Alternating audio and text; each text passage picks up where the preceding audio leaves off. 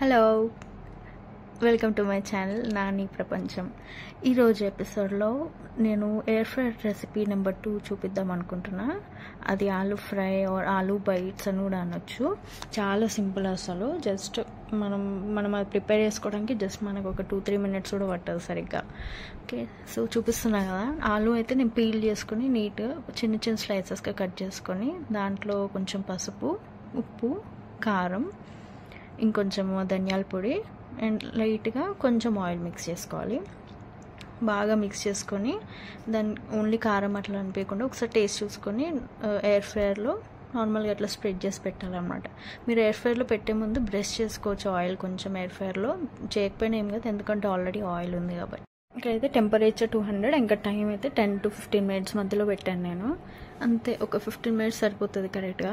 చూడండి ఎంత క్రిస్పీ అయిపోతాయి అంటే ఆలు. దీన్ని టమాటో పప్పు, రసం దాంట్లోకి చాలా బాగుంటుంది. అంతే, మీరు ట్రై చేసి నాకు చెప్పండి.